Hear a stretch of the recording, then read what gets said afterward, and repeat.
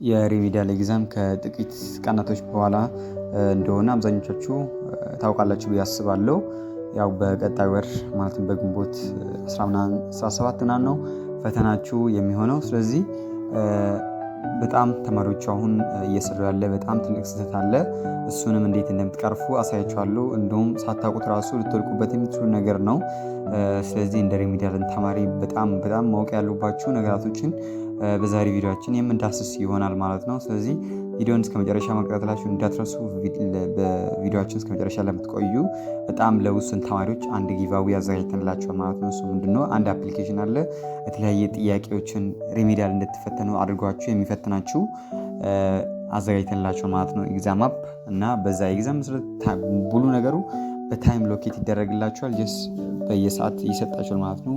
ገደብ ተሰጣችሁ እንዴት ጊዜያችሁን ተጠቅማችሁ ኤግዛም እንደምትሰሩ እንኳ በዛ መለማመድ ትችላላችሁ ማለት ነው። እሱን በቪዲዮ እስከ መጨረሻ የሚቆዩ ተማሪዎች ብቻ ስለሚቆይ ስለዚህ ቪዲዮን እስከ መጨረሻ መከታተላችሁ እንዳትረሱ።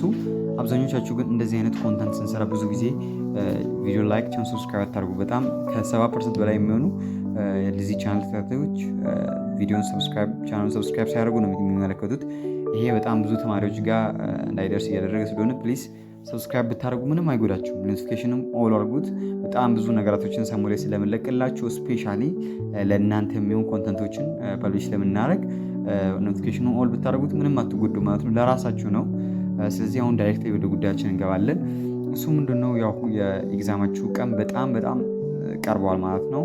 ኦልሞስት አንድ ወር አይሞላም፣ 23 ቀን 24 ቀን ቢሆኑ ነው ማለት ነው። እና በዚህ ቀን ምንድነው ስራው? አሁን እስኪ በሌየር እንመልከት። ምንም ላላጠናችሁ ወር ጥናታችሁ ላይ በጣም ያልተማመናችሁ ተማሪዎች፣ በጣም አንድ የሚሰጡ ተማሪዎች ልንገራችሁ። ተማሪዎቹ በተደጋጋሚ ያነባሉ፣ ንባባቸውን በደንብ ያነባሉ፣ ጠዋትም ማታም ያነባሉ። ንባባቸው ግን አንድ ነገር በማጣቱ ብቻ ከንቱ እየሆነ ነው። እሱ ምንድን ነው? ተማሪዎቹ በጣም ጥያቄዎችን እየሰሩ አይደለም፣ ጥያቄዎችን እያገኘን አይደለም እያሉ ነው።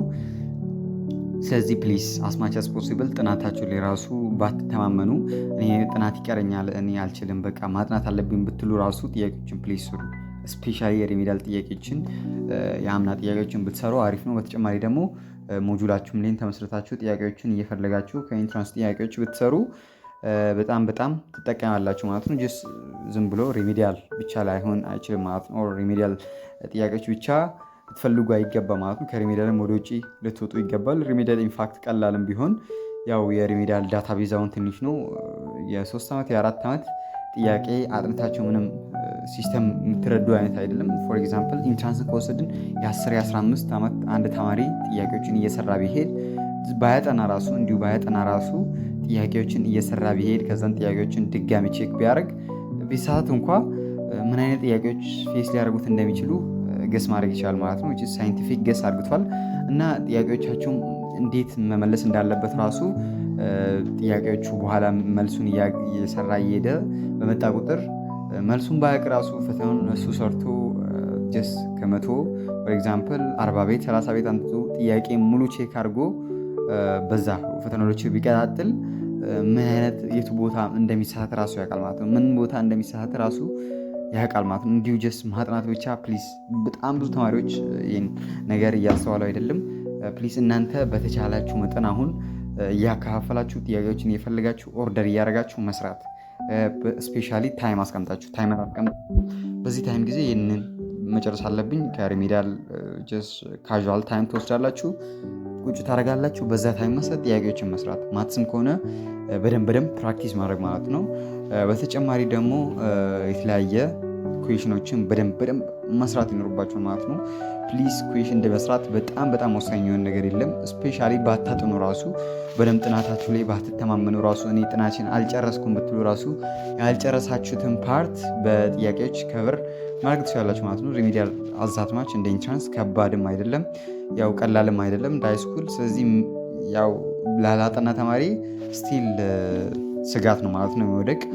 ስለዚህ በደንብ ጥያቄዎችን መስራት ይኖርባቸዋል ማለት ነው። በተጨማሪ ደግሞ ኤግዛም ሲደርስ ምናምን ብዙ የሚያስፈራራችሁ ነገር እንዳይኖር በራሳችሁ ሞር ኮንፊደንት የሚያደርጋችሁን ነገር ማብዛት፣ ጥያቄዎችን መስራት፣ ሪላክስ ማድረግ ምናምን እንደዚህ አይነት ነገሮችን ብታብዙ አሪፍ ነው።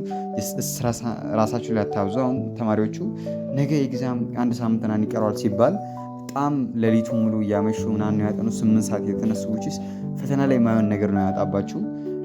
በሽተኛ እንዳትሆኑ ራሳችሁን ኪፕ ማድረግ ይኖርባችኋል።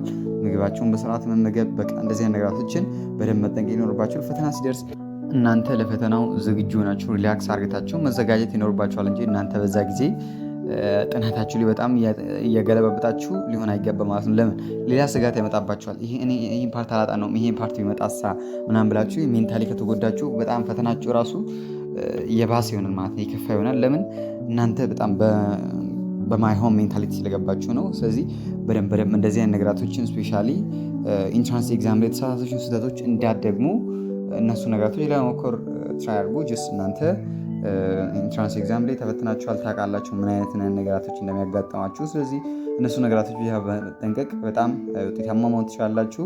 በተጨማሪ ደግሞ በቪዲዮ መጨረሻ ላይ እነግራችኋለሁ ያልኳችሁ ነገር ለእንግሊሽ ኤግዛም አፕሊኬሽን አዘጋጅተንላችኋል ማለት ነው። ቴሌግራም ላይ አስቀምጠንላችኋል። በዛ መሰረት በተለያየ በሰብ ካታጎሪ አስቀምጥላችኋል። እንግሊሽን በተለያየ ሰብ ካታጎሪ ስላቸው አሁን እንግሊሽ ግራመር ሴክሽን ብለው ቮካብለሪ የተለያየ ቮካብለሪዎችን ሴክሽን፣ ሪዲንግ ኮምፕሪሄንስ እና ኮሚኒኬሽን አክቲቪቲ ብለን በ4 ሰብ ቶፒኮች ከፍለናል። በየሰብ ቶፒኩ ራሳቸውን የቻሉ ጥያቄዎች አሉ እና ጥያቄዎችም ደግሞ በታይም የተገደቡ ናቸው ማለት ነው። ፈተናውን ከከፈታችሁ ጀስት ካውንት ዳውኑ ይጀምራል።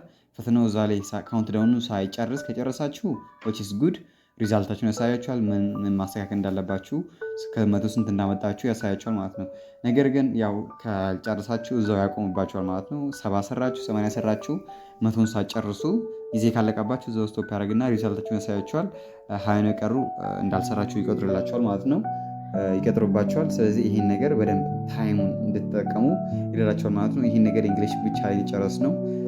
በጣም ሰሞኑን እየተጋ እንገኛለን ሙሉ ሳብጀክቶች እንደዚህ ለማድረግ ስፔሻሊ ማትስ የተለያየ ከናሽናል ከሶሻል አንዳንድ ሳብጀክት ሌላ ተጨማሪ ወስደን ኢቨን በቃ 3 ሳብጀክቶችን ራሱ ኢንቴንሲቭሊ ተማሪዎቹ እንደሚሰሩ ከሆነ ውጤታማ የሆኑበት ምክንያት አይኖርም ብለን ነው። ስለዚህ ቴሌግራም ቻናል አሁኑኑ ጆይን ማድረግ ይኖርባቸዋል። አብዛኞቻችሁ ጆይን አታደርጉም። ሁሌ እንደዚህ አይነት ነገራቶች ይለቃቃሉ እዛ ላይ። ስለዚህ ይህም ኤግዛም አፕሊኬሽን የምታገኙት እዛ ላይ ነው። ስለዚህ ዳይሬክትሊ አሁን ስክሪን ላይ በሚታያችሁ ዩዘር ኔም ኦር ኮሜንት ሴክሽን ላይ በማስቀምጥላችሁ ሊንክ ጆይን ማድረግ ይኖርባቸዋል ቴሌግራሙ። በተጨማሪ ደግሞ ለወስን ተማሪዎች ነው ኦፕን የምናደርገው ያን ነገር፣ እሱንም ታሳቢ ውስጥ መክተታችሁ እንዳትረሱ። ስለዚህ ያው በደንብ ለፈተናችሁ መዘጋጀታችሁ እንዳትረሱ። በቀጣይ ቪዲዮ እስክንገናኝ መልካም ቆይታ። ፒስ